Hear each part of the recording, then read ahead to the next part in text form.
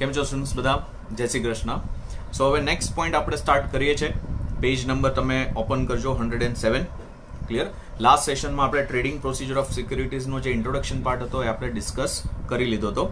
So now we are starting with the steps for entering into the trading transactions for securities, buying and selling of securities. એ હવે total જે તમને 7 steps આપ્યા છે એ આપણે start કરીએ છીએ. One of the most important question related to this chapter. Clear? એટલે માર્ક કરી લેજો, આ જે તમને 7 સ્ટેપ્સ આપ્યા છે એ ઇમ્પોર્ટન્ટ છે. ચલો, ફર્સ્ટ સ્ટેપ શું છે? તો જનરલ છે, ઓલવેઝ પહેલા તો તમારે શું કરવું પડે? You need to open a demat account. Clear? Compulsory. મેં તમને આગળ પણ જે પોઈન્ટ્સ આપણે લર્ન કર્યા હતા demat account related, depository services related, ત્યારે મેં કીધું હતું કે compulsory right now companies are giving the shares in which form? Dematerialized form. એટલે compulsory the person who want to start trading, clear, buying અને સેલિંગ શેર્સનું કોઈને પણ જો સ્ટાર્ટ કરવું હોય, એ વસ્તુ ટ્રેડિંગ સ્ટાર્ટ કરવું હોય તો પહેલા એ લોકોએ ડીમેટ એકાઉન્ટ ઓપન કરાવવો પડે. Clear? So first step is to open a demat account. જો શું લખ્યું છે એમાં? The investor has to open a demat account with the depository participant because buying and selling of only demat securities લખ્યું છે can be carried out on the internet. clear? depository participant પાસે આપણે demat account open કરાવીએ. clear? and depository participant comes under the depository. clear? and depository comes under the SEBI and SEBI comes under the government. પછી second step છે, that is order of buying and order of selling. આ important point છે. જો શું લખ્યું છે? Investor or the customer who wants to sell the securities has to place the order to the broker. Purchase and sale price as per the script are to be stated clearly at the time of placing the order. એ તો but obvious છે કે તમે purchase, જે પણ તમારે shares purchase કરવા છે, જે ક્વોન્ટિટીમાં તમારે પરચેસ કરવા છે, તો you need to fix the purchase price. Clear? So buyer will be fixing at what price he want to buy the shares and seller will be fixing at what price he want to sell the shares. Clear? As per the script. Script એટલે તમારે કેટલા number of shares જે sell કરવા છે, તો એ તમે જે information આપો એને કહેવાય script. Clear? Particular information related to how many number of shares you want to buy, how many number of shares you want to sell, તો એને કહેવાય script. Clear?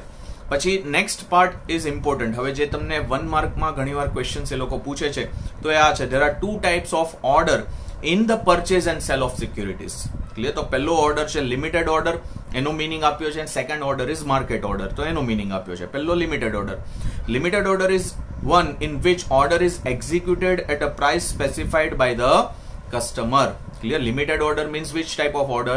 It is an order in which the price will be fixed by the customer, whether it is a purchase price or whether it is a sale price. જો seller હોય તો he will be fixing the sale price, purchaser હશે he will be fixing the purchase price. But if the price is fixed by the customer, then it would be known as the limited order.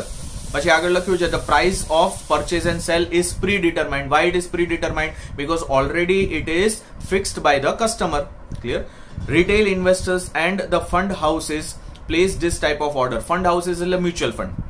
Retail investor એટલે કોઈ individual investor હોય, either mutual funds.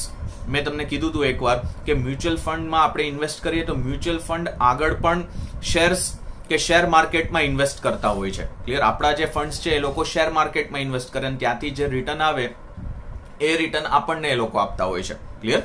તો that is how mutual fund operates. But retail investors એટલે individual investors છે કે પછી mutual funds છે, generally they enter into which type of order?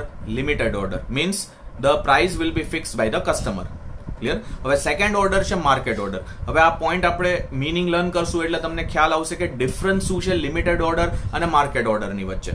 જો શું લખ્યું છે? Market order is one in which order is executed at the latest quoted price on the trading screen, or underline કરજો આ લાસ્ટ પાર્ટ જે છે, offer price in the market. અને પછી તમે બ્રેકેટ કરીને ત્યાં લખો market price. Offer price in the market, પછી બ્રેકેટ કરીને લખો માર્કેટ પ્રાઇસ.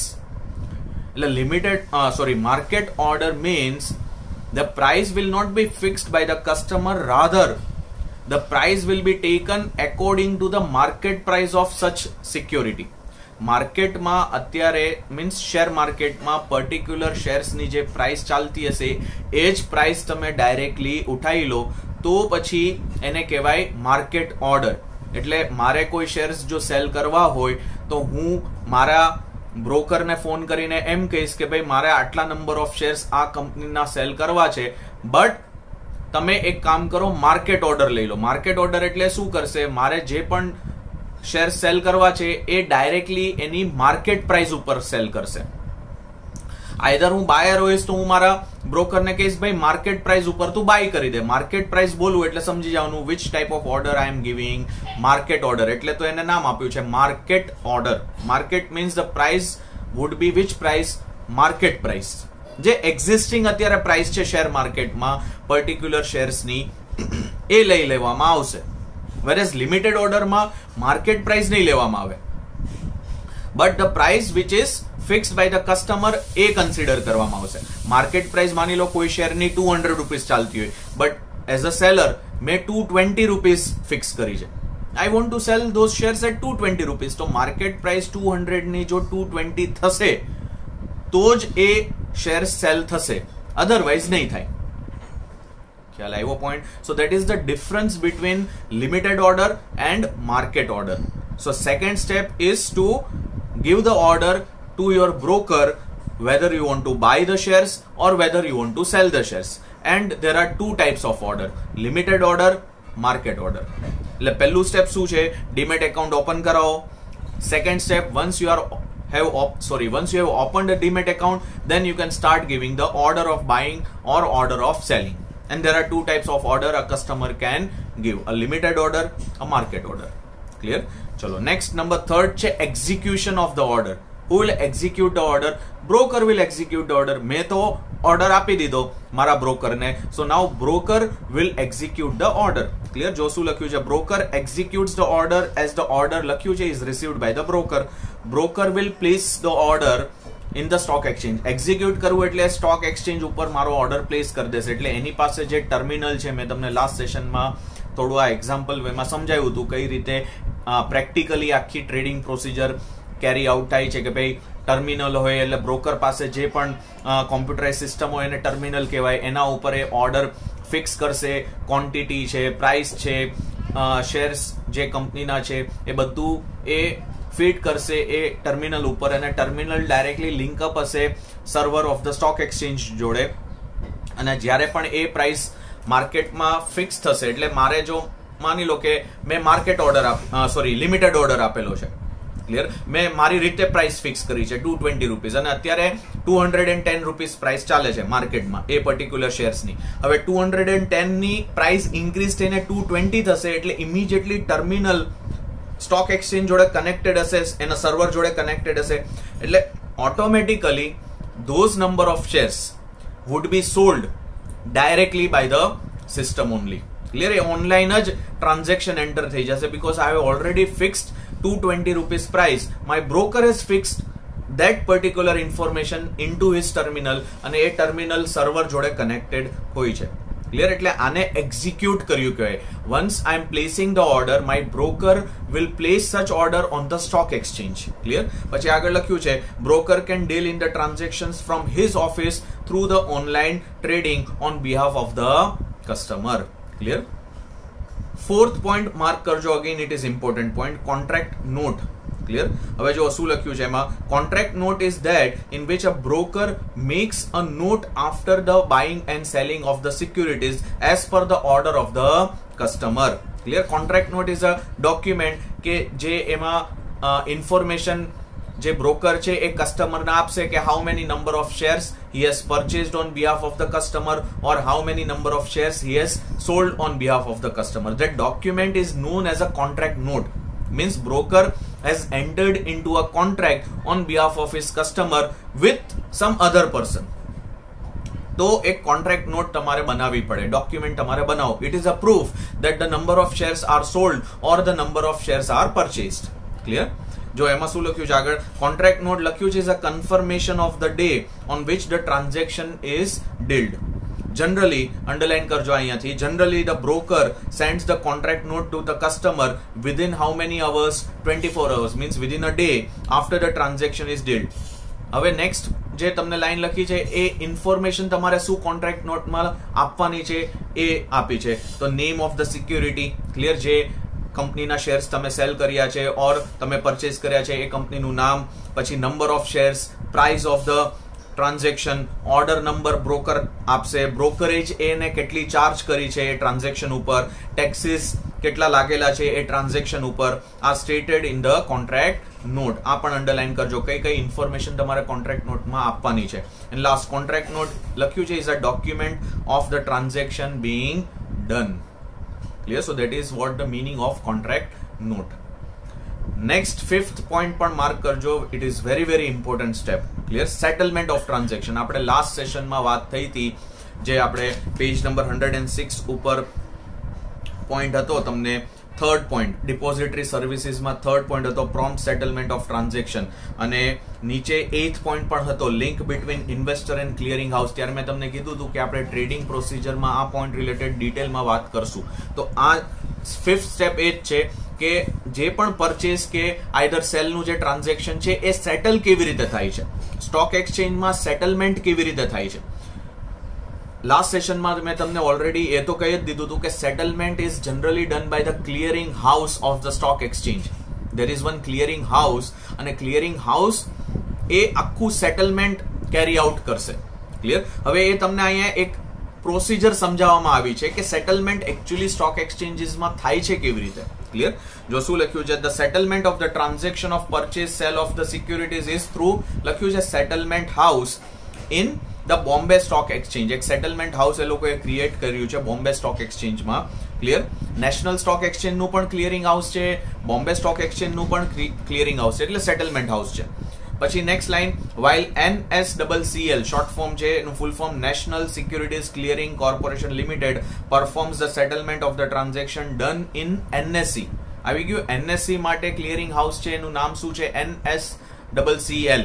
અને BSE નું પણ પોતાનું જ એક સેટલમેન્ટ એટલે ક્લિયરિંગ હાઉસ છે. Next, settlement of transaction occurs after the day of the transaction or the trade. એટલે T+1 જનરલી ફોલો થાય છે. Transaction day +1 day. મેં તમને આ પણ આગળ સમજાવેલો હતો પોઈન્ટ ડિપોઝિટરી સર્વિસીસ વખતે કે સેટલમેન્ટનો એક ટાઈમ એ લોકોએ ફિક્સ કર્યો છે according to SEBI rules and regulation. Settlement time is generally follow T+1 means transaction day +1 day. એટલે આજે હું ટ્રાન્ઝેક્શનમાં એન્ટર થાવ આઈધર પરચેઝ ઓર આઈધર સેલ, તો એ નેક્સ્ટ ડે કાલે એ સેટલ થશે. એટલે if I have purchase the share તો મારા ડીમેટ એકાઉન્ટમાં શેર ક્રેડિટ થશે. If I have sold the shares મારા ડીમેટ એકાઉન્ટમાંથી શેર્સ ડેબિટ થશે. અને demat account directly link up હશે બેંક એકાઉન્ટ જોડે. તો જો મેં પરચેસ કર્યા તો ડીમેટ એકાઉન્ટમાં શેર્સ ક્રેડિટ થશે અને મારા બેંક એકાઉન્ટમાંથી એમાઉન્ટ ડેબિટ થશે. અને જો મેં શેર સેલ કર્યા તો ડીમેટ એકાઉન્ટમાંથી ડેબિટ થશે શેર્સ, અને મારું જે બેંક એકાઉન્ટ છે એમાં એમાઉન્ટ ક્રેડિટ થશે. Because I have sold it, એટલે definitely I will be receiving the money, એટલે મારું બેંક એકાઉન્ટ ક્રેડિટ થશે. તો આ સેટલમેન્ટ થયું કહેવાય. Once I am receiving the shares or once I am receiving the money, that is known as settlement. એટલે settlement generally transaction day +1 day ના બેઝ ઉપર થાય છે. ચલો next 6th point is also important. back to back 4th, 5th and 6th point. clear? આ ત્રણ points most IMP points છે. ક્લિયર? એટલે 6th point હવે શું છે, જે મેં તમને હમણાં સમજાવ્યું કે payment of the amount and delivery of the security એ કેવી રીતે થાય છે. એટલે સેટલમેન્ટના બેઝ ઉપર જ આ થાય કે amount will be pad to the seller and the shares will be delivered to the purchaser. તો એ કેવી રીતે થાય છે. ક્લિયર? જો હવે આમાં તમને એક પ્રોસિજર આમાં પણ સમજાવી છે. If the customer has purchase the shares, payment for the same, એટલે જે પણ પરચેઝર એને પેમેન્ટ તો કરી જ દેવું પડે. Payment for the same is to be done prior to the pay in day. હવે પે ઇન ડે શું છે એ નીચે તમને પેરેગ્રાફ છે એમાં આપેલું છે. સેકન્ડ પેરેગ્રાફ જો એ જ પોઈન્ટમાં તમને આપેલો છે. તો પે ઇન ડે ફર્સ્ટ લાઈનમાં મિનિંગ આપેલો છે. તો ડાયરેક્ટલી પહેલા હું એ લાઈન રીડ કરું છું. સેકન્ડ પેરેગ્રાફ એ જ સેમ પોઈન્ટમાં આપેલો છે, એની ફર્સ્ટ લાઈન રીડ કરું છું. What do you mean by pay in day? Pay in day means the day when the seller of the shares makes the delivery of the shares sold to the stock exchange through the intermediary. એટલે pay in day માની લો કે આજનો દિવસ છે. Clear? આજે date છે Sunday. Clear? 4th of April. તો આજના દિવસે જો I am the seller and some other person is the purchaser, તો પરચેઝરે શું કરવાનું છે? પરચેઝરે લખ્યું છે prior to the pay in day.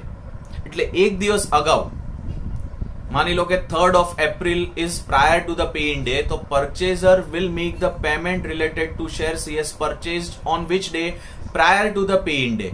Means આપણા એક્ઝામ્પલ માટે 3rd of April is the prior day to the pay-in day, એટલે 4th of April આપણો pay-in day થયો. Pay-in day નો મીનિંગ શું લખ્યો? Seller of the shares makes the delivery of shares sold to the stock exchange through intermediary. એટલે intermediary એટલે depository participant. હું seller છું તો મેં જે પણ શેર સેલ કર્યા છે એ ડિલિવરી હું કોને આપીશ? મારા બ્રોકરને આપીશ. ક્લિયર? અને બ્રોકર આગળ ડિલિવરી કોને આપશે? શેર્સની સ્ટોક એક્સચેન્જને આપશે. ક્લિયર? અને સ્ટોક એક્સચેન્જ પછી એ શેર્સની ડિલિવરી કોને પાસ ઓન કરશે?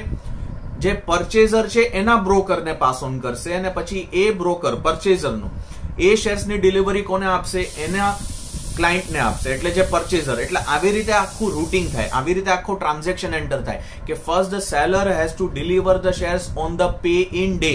પે ઇન ડે નો મતલબ છે the seller will sell the shares to the stock exchange or deliver the shares to the stock exchange through intermediary means broker. તો I will deliver the shares first to the broker. હું directly stock એક્સચેન્જને તો ન આપી શકું, કેમ કે વચ્ચે બ્રોકર છે જેના થ્રુ મેં ડીમેટ એકાઉન્ટ ઓપન કરાવેલું છે. એટલે હું શેર્સ ડિલિવર કરીશ બ્રોકરને, અને પછી બ્રોકરે શેર્સ ડિલિવર કરશે સ્ટોક એક્સચેન્જને. તો that day on which the seller delivers the shares to the stock exchange through the intermediary, એ ડે ને કહેવાય છે pay in day. In means the shares will be given to the stock exchange. Who will give the shares? The seller, but through the intermediary. તો એ day ને કહેવાય છે pay in day. But pay in day ના એક દિવસ અગાઉ already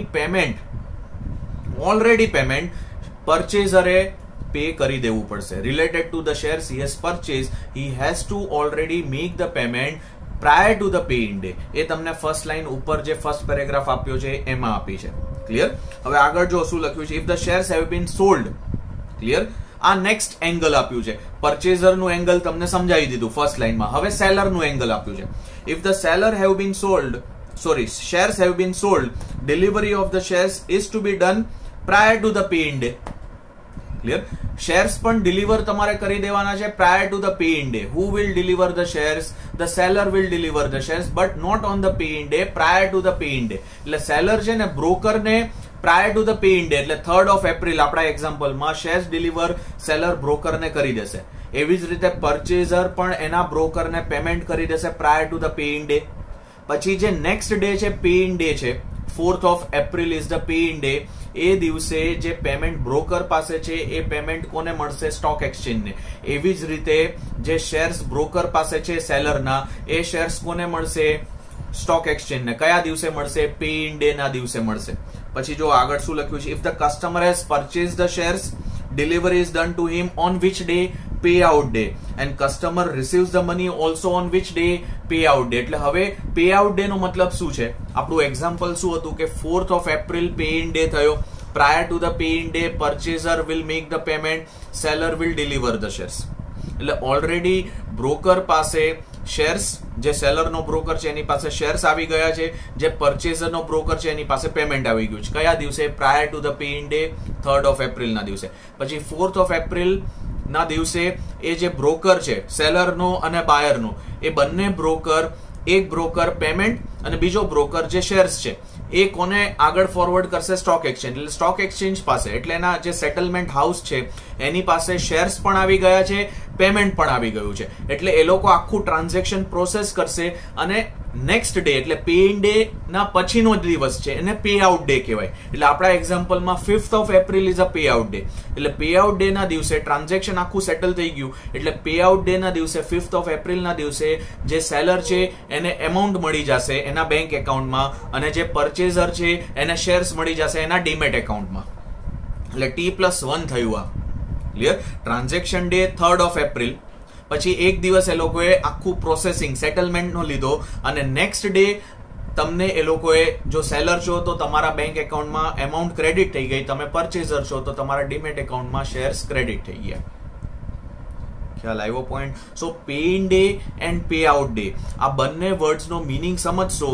જે second paragraph છે એ પહેલા રીડ કરીને સમજવાનો, તો તમને ફર્સ્ટ પેરેગ્રાફ વધારે ક્લિયરલી સમજ પડશે. ક્લિયર. હવે જે સેકન્ડ પેરેગ્રાફમાં પે આઉટ ડે નો મીનિંગ આપ્યો છે એ હું રીડ કરું છું. જો શું લખ્યો છે સેકન્ડ પેરેગ્રાફમાં, second line, pay out day means when the stock exchange makes the delivery to the purchaser of the shares and makes the payment to the seller of the shares. આવી ગયું. એટલે stock exchange will deliver the shares to the purchaser and same way stock exchange will make the payment to the seller. So that day is pay out. એટલે out means shares will go out and payment will go out from the stock exchange. In means payment will be received by the stock exchange, shares will be received by the stock exchange. જે દિવસે shares receive કરશે, payment receive કરશે, એ દિવસે આખું settlement થશે, processing થશે. અને pay out day ના દિવસે સેટલમેન્ટ થઈ ગયું એટલે પે આઉટ ડે ના દિવસે સ્ટોક એક્સચેન્જ શેર્સ ડિલિવર કરી દેશે અને પેમેન્ટ પે કરી દેશે, એમાઉન્ટ પે કરી દેશે. Clear. So that is 6th point. જે આખું પ્રોસેસિંગ તમને સમજાવવામાં આવ્યું છે ને એ 6 સ્ટેપમાં સમજાવવામાં આવ્યું છે. ક્લિયર. અને લાસ્ટ હવે 7th પોઈન્ટ આપ્યો છે, inform to the customer about settlement of settlement થઈ ગયું એટલે information needs to be given to the customer, purchaser and seller both. Clear. જો લખ્યું છે broker will make the payment to the customer through the bank, લખ્યું છે in case of sale of the securities and in case of purchase of securities broker will make direct payment from the bank account of the customer and settlement of transaction is informed to the customer through the demat account. demat account માં effect આવી જશે. Seller હશે તો demat account માંથી shares debit થયા હશે અને પરચેઝર હશે તો demat account માં શેર્સ ક્રેડિટ થયા હશે. એટલે ઇમિડિયેટલી જેમ આપણા બેંક એકાઉન્ટમાં એમાઉન્ટ ડેબિટ કે ક્રેડિટ થાય છે, આપણા ફોનમાં કેવો મેસેજ આવે છે, એવી જ રીતે અહીંયા પણ demat એકાઉન્ટમાં શેર્સ ડેબિટ કે ક્રેડિટ થશે એટલે immediately we will get the information through the message on our phone કે ભાઈ આ શેર્સ તમારા એકાઉન્ટમાંથી ડેબિટ થયા છે, આ શેર્સ તમારા એકાઉન્ટમાં ક્રેડિટ થયા છે. સો વીલ ગેટ ધ ઇન્ફોર્મેશન કે યસ જે મેં પરચેઝનું ટ્રાન્ઝેક્શન એન્ટર થયું હતું એ સેટલ થઈ ગયું છે, આઈધર જે મેં સેલનું ટ્રાન્ઝેક્શન એન્ટર કર્યું હતું એ સેટલ થઈ ગયું છે. એટલે broker has to give the information. Clear. તો that is 7th step, inform the customer about the settlement. Clear. એટલે પહેલું સ્ટેપ શું હતું, રિપીટ કરું છું. પહેલું સ્ટેપ શું હતું, ડીમેટ એકાઉન્ટ ઓપન કરાવવું પડશે. Second, you need two place the order of purchase or cell. અને એમાં બે ટાઈપના ઓર્ડર તમે આપી શકો. One is limited order, one is market order. Limited order means who will fix the price, the customer will fix the price, either purchase price, sell price. Market order means customer will not fix the price directly, the price will be fixed according to the market price of the securities. પછી third step હતું, once the order is received, broker will execute the order, means he will place the order on the stock exchange. પછી fourth, based on the order placed, he will give the contract note to the customer. Contract note એટલે it is a document that transaction has been entered into. પછી fifth point છે settlement થશે. Who will do the settlement? The settlement house of BSE and the settlement house of NSE will do the settlement. પછી 6 step આખું જે તમને processing નું છે એ સમજાવવામાં આવ્યું છે, pay in day and pay out day related. અને 7th સેટલમેન્ટ થઈ જાય એટલે you need two inform to the customer. Who will inform the customer? The broker will inform the customer. Clear? So these are the 7 steps related to the trading procedure of the securities. ખ્યાલ આવ્યો. અને અત્યારે બધી જ બધું online procedure થઈ ગઈ છે. તો બીએસસી ની ઓનલાઈન પ્રોસિજરને શું નામ આપ્યું છે, બોલ્ટ, બીએસસી ઓનલાઈન ટ્રેડિંગ. અને એવી રીતે એનએસસી ની ઓનલાઈન પ્રોસિજરને નામ શું આપ્યું છે, નીટ. ક્લિયર. તો એ આપણે આગળ જે સ્ટાર્ટિંગ પેરેગ્રાફ હતો ટ્રેડિંગ પ્રોસિજર ઓફ સિક્યુરિટીઝમાં એમાં આ પોઈન્ટ લર્ન કરો. અને ટ્રેડિશનલ મેથડ હતી ઓપન આઉટક્રાય મેથડ. તો આ 3 પોઈન્ટ્સ તમે યાદ રાખજો. જે 1 માર્કમાં એ લોકો પૂછે છે કે ભાઈ અત્યારે કઈ મેથડ ચાલે છે બીએસસીમાં અને એનએસસીમાં, અને ટ્રેડિશનલી કઈ મેથડ હતી, અને પછી આ 7 સ્ટેપ્સ તમારે યાદ રાખવાના છે. So that is the end of trading procedure of securities point. Clear. અહીંયા સુધી રાખીએ છીએ. લાસ્ટ પોઈન્ટ હવે આપણે નેક્સ્ટ સેશનમાં કરશું. એટલે નેક્સ્ટ સેશનમાં ચેપ્ટર કમ્પ્લીટ કરીને આપણે એના જે ક્વેશ્ચન્સ છે એ પણ જોડે ડિસ્કસ કરી લેશું. ક્લિયર. એમસીક્યુ ના આન્સર્સ પણ હું તમને ટીક કરાવી દઈશ, પ્લસ જે આપણા ક્વેશ્ચન્સ છે એ આપણે ડિસ્કસ કરી લેશું, એના આન્સર્સ હું તમને ટીક કરાવી દઈશ. ક્લિયર. એટલે નેક્સ્ટ સેશનમાં ચેપ્ટર 9 વિલ ગેટ કમ્પ્લીટ. એટલે mostly from Tuesday onwards will start with chapter 8. હવે આપણે એક કામ કરશું, ચેપ્ટર 8 અને ચેપ્ટર 2 બંને પેરેલલ ચાલશે. એટલે you will be gating 2 videos. એટલે તમારે જે રીતે પછી જોવા હોય એ તમે ડિસાઈડ કરી શકો છો. તમારે બંને સાથે જ જોવા હોય, ચેપ્ટર 8 નો વિડીયો, ચેપ્ટર 2 નો વિડીયો, તો વેલ એન્ડ ગુડ. ક્લિયર. અને તમારે 1 બાય 1 ટર્ન આફ્ટર ટર્ન જોવાય કે ભાઈ ના હું પેલા ચેપ્ટર 8 ના બધા વિડીયોઝ જોઈ લઈશ, એ કમ્પ્લીટ થઈ જશે, પછી હું ચેપ્ટર 2 ના વિડીયોઝ જોઈશ. Then also it depends on you. But better છે કે જોડે જોડે જોવો તો ચાલશે, બીકોઝ બંને ચેપ્ટર્સ સાવ અલગ છે, કોઈ લિંકઅપ નથી. ક્લિયર. પણ આ તો જોડે વિડીયોઝ હું બનાવી દઈશ કે તમારો કોર્સ કમ્પ્લીટ થઈ જાય, and also from your point of view કે ભાઈ તમે જોડે જોશો તો તમારું પણ જલ્દી પતી જશે. ક્લિયર? પછી તમારે ખાલી રિવિઝન પાર્ટ જ કરવાનો રહે અને પેપર રાઇટિંગ કરવાનું રહેશે. ક્લિયર? એ પછી આગળનું શું સ્કેડ્યુલ છે એ બધું હું તમને જણાવીશ. બટ અત્યારનું ટેમ્પરરી સ્કેડ્યુલ આ રહેશે કે ચેપ્ટર 9 જેવું કમ્પ્લીટ થશે નેક્સ્ટ સેશનમાં, ક્લિયર, મંડે ચેપ્ટર 9 કમ્પ્લીટ થશે એટલે ટ્યુઝડે ઓનવર્ડ્સ આપણે સ્ટાર્ટ કરશું ચેપ્ટર 8 એન્ડ ચેપ્ટર 2. બંનેના વિડીયોઝ હું તમને મોકલાવી દઈશ. ક્લિયર? બેટર તમે બંને સાથે જોઈ લો તો વધારે સારું, તમારું પણ જોડે જોડે હું કમ્પ્લીટ કરું એટલે થઈ જાય. ક્લિયર? ચલો મળીએ નેક્સ્ટ સેશનમાં. આવજો બધા, સાચવજો. જય શ્રી કૃષ્ણ.